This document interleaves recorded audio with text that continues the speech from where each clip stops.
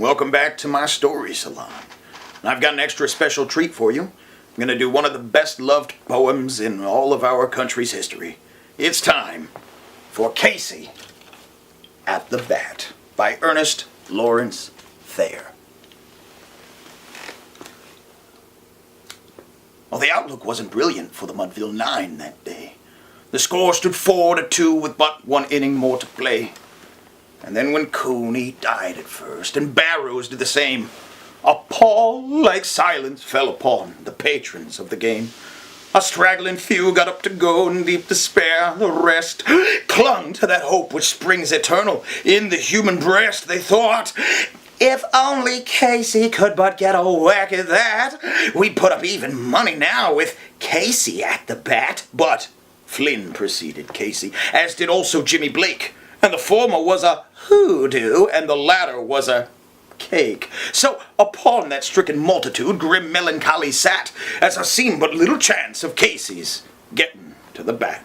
But Flynn let drive a single to the wonderment of all, and Blake, the much despised, tore the cover off the ball. And when the dust had lifted and men saw what had occurred, there was Jimmy safe at second, and Flynn a hugging third. Then from 5,000 throats or more there rose a lusty yell. It rumbled in the valley and it rattled in the dell. It pounded on the mountain top, recoiled upon the flat, for Casey, mighty Casey, was advancing to the bat. There was ease in Casey's manner as he stepped into his place. There was pride in Casey's bearing, and a smile lit Casey's face. And when responding to the cheers, he lightly doffed his hat. No stranger in the crowd could doubt 'twas Casey at the bat. 10,000 eyes were on him as he rubbed his hands with dirt. 5,000 tongues applauded when he wiped them on his shirt. And while the writhing pitcher ground the ball into his hip, defiance flashed in Casey's eye, a sneer curled Casey's lip. And now the leather-covered sphere came hurtling through the air, and Casey stood watching it in haughty grandeur there. Close by the sturdy batsman the ball unheeded sped.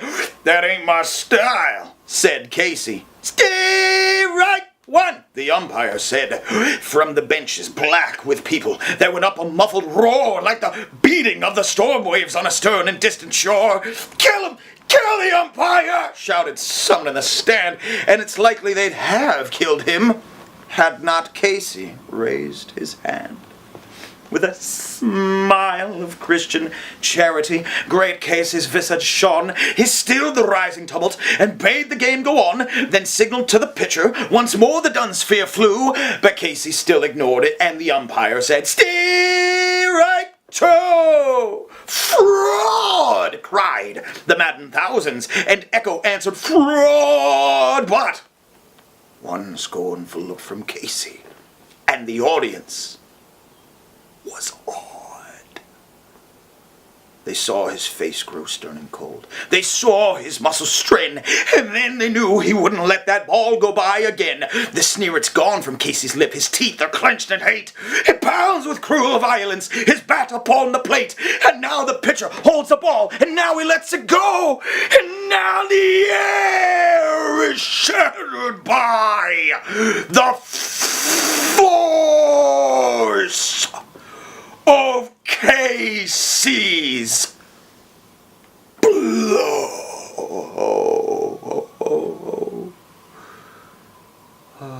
Somewhere in this favored land, the sun is shining bright. Somewhere the band is playing, and somewhere hearts are light. And somewhere men are laughing. And somewhere children shout. But there is no joy in Mudville. Mighty Casey has struck out.